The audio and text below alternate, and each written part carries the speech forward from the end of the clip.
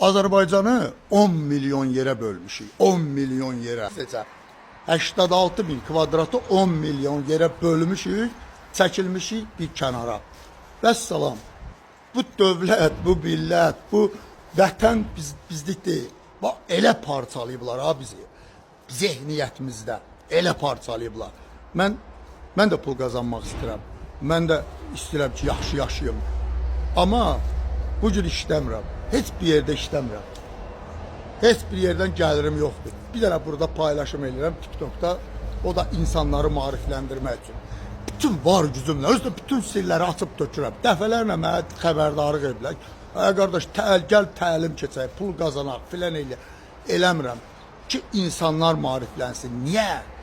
Nəyə görə? Çünki qəflətən ayıldım, gördüm ki, bu ölkə bizsiz necə bölünüb? 10 milyon əhali var, 10 milyon yerə bölünüb. Hər özü üçün. Dövlət büdcədən pul ayırar ki, insanları vətənpərvərlik ruhunda hazırlayın. Bu tədbirlər keçirdilər vətənpərvərlik ruhunda. İnsanları hazır. İnsan elə ki, bir belə ziyalıdırmı deyək, bir nə bilim, bir kimsə də, nə bilim, bir tanınmış biri də, sözü keçən bir adam vətənpərvərlik mövzusunda danışmaq üçün ya ona qanorar almalıdır, ya pul almalıdır, ya nəsə eləməlidir. Amma mənim vətənimi mən kimsə deyə sevdirməlidir ha. Yəni görün bu milləti necə sındırıblarsa, gör bu milləti nə günə qoyublar ki, insana, bu yoxdur dünyanın heç bir yerində, dünyanın heç bir yerində ölkənin vətəndaşına vətənpərvərlik mövzusunda, nə bilim, belə deyə, tədbirlər, bu nə deməkdir ya, bu vətən sevmək, vətən ana, bu belə olub da, bu belə öyrənmişik də. Gör bizim başımızın necə doldurublar ki, hakimiyyət, nə bilim, iqtidar, xalq, ölkə rəhbərinin adını çəkirsən, iki variantın var. Yaxşısına deyirsən, olursan sabun, yalaq, minusunu deyirsən, ay, sən o gəlib aparacaqlar. Qardaş, İngiltərədə hakimiyyət 800 ildir də, eyni hakimiyyət idarə eləyir dövləti. Çünki bizən insan özünə hörmət eləyir, bəli, rəhbərdir. Mən də insanım, nə olsun, mən də fəhləyəm. Hər kəsin sözünü deyir, bəli, hər kəsin öz hüququ var, öz haqqı var.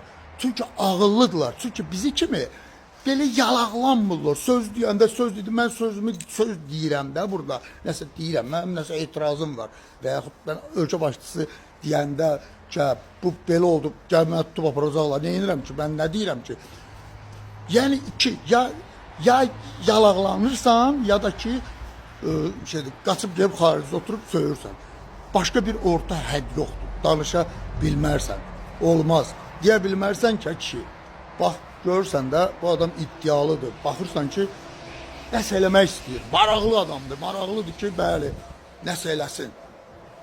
Deyəcəklər, başlayacaqlar sənə söybəyə. Amma görürəm ki, bəli, adam iddialıdır, maraqlıdır, istəyir nəsə elə, söz verib, eləyib. Amma xalq yoxdur axı, xalq hanı, xalq böldüb. Yox, 86 bin kvadratı bölmüşük, oturmuşuq. 10 milyon Azərbaycan var. Heç kimin, belə deyək də, biz anlayışı yoxdur. Ümumi bir düşüncəsi yoxdur. Bura bizimdir, hər birimizindir bura. Bunu biz saxlamalıyıq, qorumalıyıq. Nə fikirləşirsiniz? Nə düşünürsünüz?